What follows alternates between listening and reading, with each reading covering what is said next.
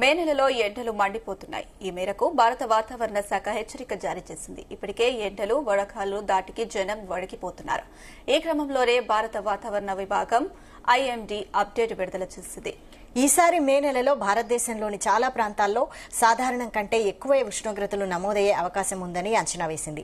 అయితే నెలలోని 31 రోజుల్లో అడపాదడపా ఉరుములు మెరుపులతో కూడిన వర్షాలు కురిసి వేడి తీవ్రతను కొంతమేర తగ్గిస్తాయని తెలిపింది. అప్పుడప్పుడు కురవనున్న వర్షాలు గత సంవత్సరం మేతో పోల్చుకుంటే ఈసారి ఉష్ణోగ్రతలు తీవ్ర స్థాయికి చేరకుండా ఆపుతాయని వివరించింది.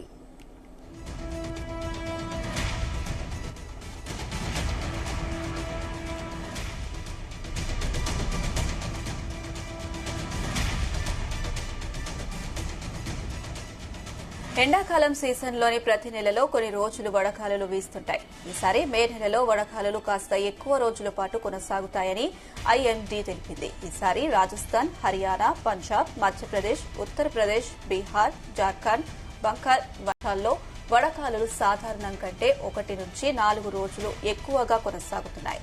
గుజరాత్, ఒడిశా, ఛత్తీస్గఢ్, మహారాష్ట, తెలంగాణ, ఉత్తర కర్ణాటకలోని కొన్ని ప్రాంతాల్లోనూ వడగాలులు సాధారణం కంటే ఎక్కువ రోజులే కొనసాగుతాయని అంచనా వేసింది.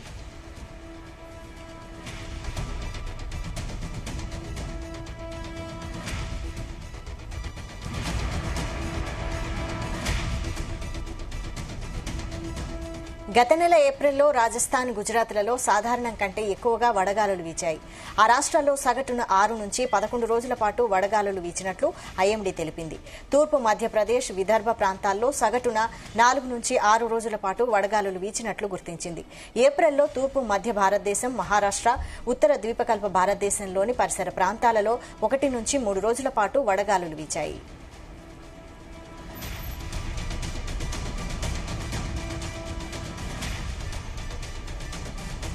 మే నెలలో వాయువ్య, మధ్య, ఈశాన్య భారతదేశంలోని కొన్ని ప్రాంతాలు మినహా దేశంలోని చాలా ప్రాంతాలలో సాధారణం కంటే ఎక్కువ వర్షపాతమే నమోదయ్యే అవకాశం ఉందని తెలిపింది.